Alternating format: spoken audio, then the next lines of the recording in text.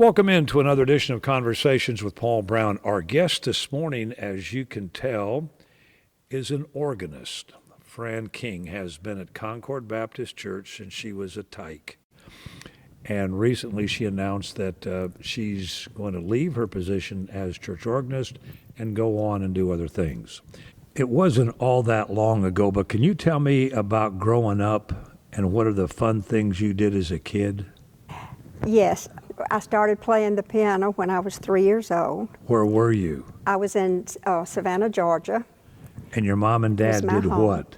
My mom and dad were both musically inclined. They didn't follow the music profession, but they were both able to play the violin. So you came from a musically talented family. I think so.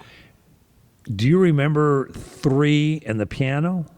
Yes. I came home from church one night after we had gone to a revival, and the last hymn was the Lily of the Valley. And I went home, and with my forefinger, I started picking out the melody on the piano. So you could play by ear? I did, yes. Wow.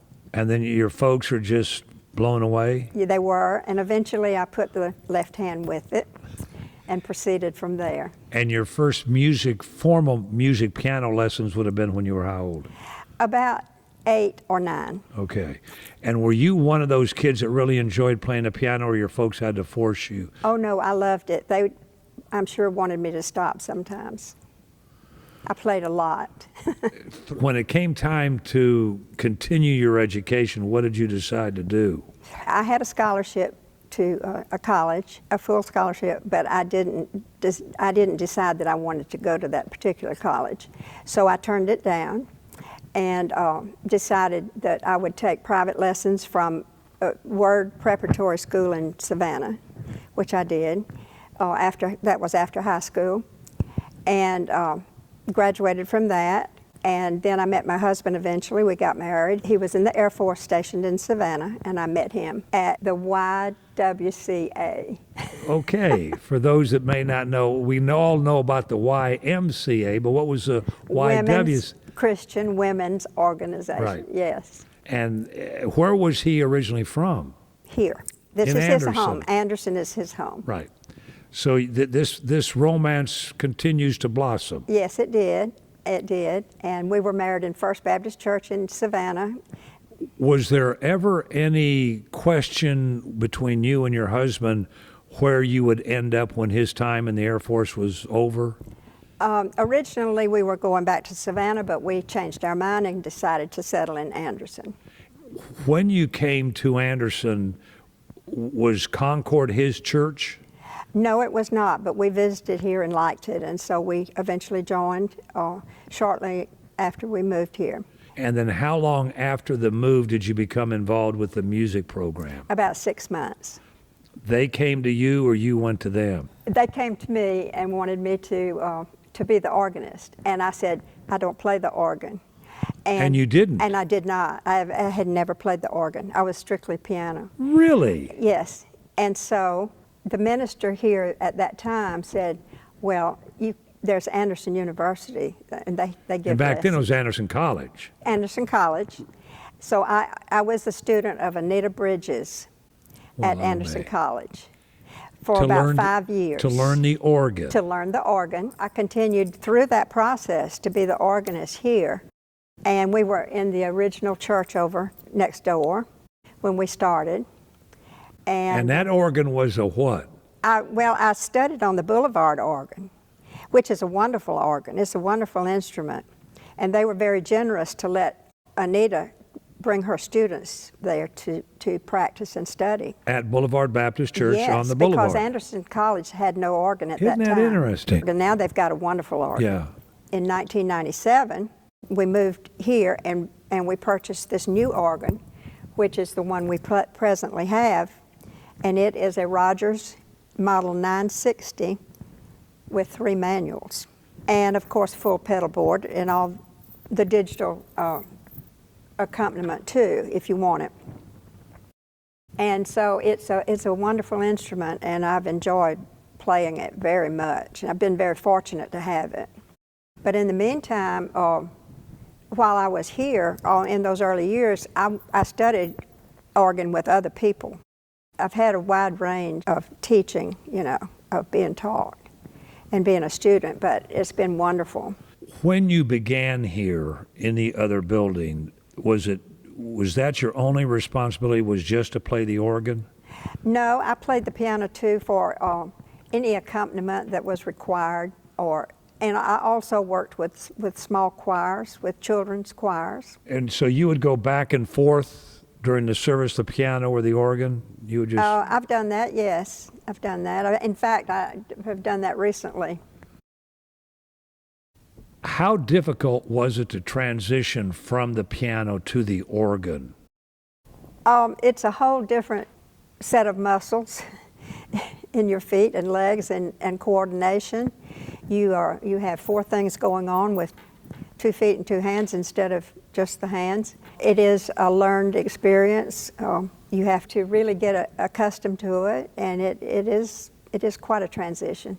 Just to say, if you play the piano, that automatically means you can play the organ. That's not necessarily the case. No, and the articulation on the keys is quite different. I can imagine that after all these years, you really develop a relationship with your organ. Yes. Does it have its own idiosyncrasies that you understand that somebody else that comes in here to play the organ might not understand? That's true. The sound, of course, is the main thing. I've learned how to adjust the stops manually instead of having it done automatically to my ear, to suit my ear. I do that quite frequently. And the audience has no idea what's going on? Probably not. Our guest is Fran King, organist in retirement from Concord Baptist Church in Anderson. And when we return, we'll continue our conversation with her.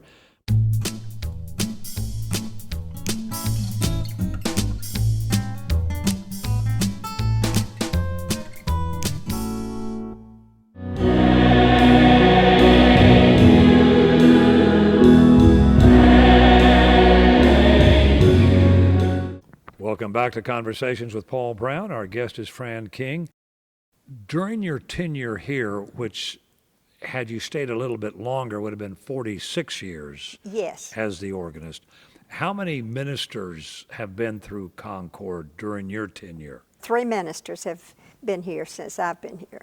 And the first one was? The first one was Bob Marcarell, and then we had an interim pastor, Pete Wilbanks from Greenville, and now we have our present minister, Don Cox. And what about the folks within the music department? We have a huge choir here. We have 102 on roll at the present time. Some of those members have been here as long as I have. Really? Yes, some of them have. Yeah. Of course, not very many, but there are still some that have been here as long as I have. And the choir is very active. We are very organized, have a lot of rehearsals, still wear choir robes. How difficult is it for a church to have a choir as big as Concord has? It takes a lot of planning. And I've also worked in the music department, and I was responsible for the orchestration for the orchestra and for the choir music. A lot of work for the different groups, such as our praise team, soloists, quartets, or ensembles. All that has to be rehearsed, and it is quite a job.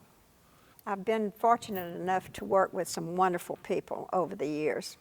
Everybody here has been so cooperative and nice and gracious to me, and I feel like that this was my calling, to play this organ. And In this church? In this church at this time, when we retired from Air Force duty and came to Anderson, it wasn't long before I started. When you made that transition to here, had you been to Anderson before while you were still in the Air Force? Yes, just to visit. And your first visit to Anderson, what were your, coming out of Savannah, Yeah. what were your thoughts? Well, I thought it was a nice town. It looked very hilly to me because I came from the low country. Yeah.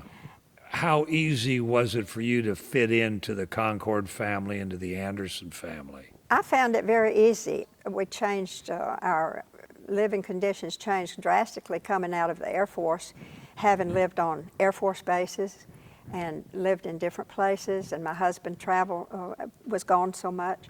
So when we came to Anderson, it was quite an adjustment. How long did you mull over that decision to leave the keyboards?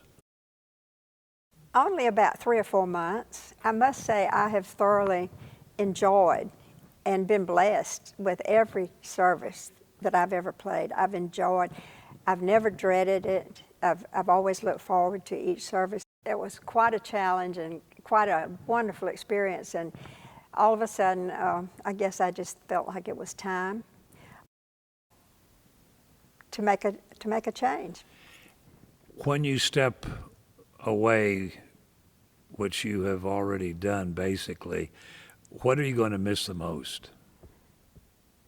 The weekly routine and the challenge of always learning something new. And then you've had a relationship with these choir members for a long, long yes. time. Yes, I had a wonderful reception this past weekend, and everybody was very gracious.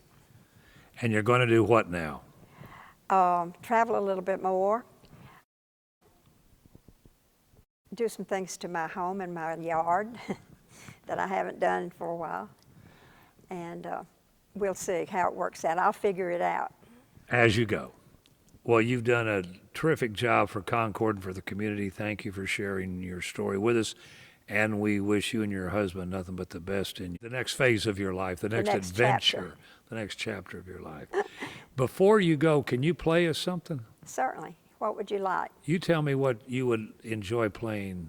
I'd like to play the last invitation hymn that I played in our service on this past Sunday, which was my last Sunday here at Concord.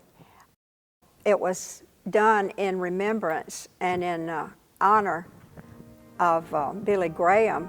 He always closed his crusades with the great old invitation hymn, Just As I Am. And that's the one that we chose to do on Sunday. So I'll be glad to play that. Our guest has been Fran King, organist for almost 46 years at Concord Baptist Church in Anderson. We want to thank her for sharing her story with us. We want to thank her for playing for us too, and we want to thank each of you for tuning in. And we would invite all of you to be back with us again for our next edition of Conversations with Paul Brown. Until then, take care, everybody.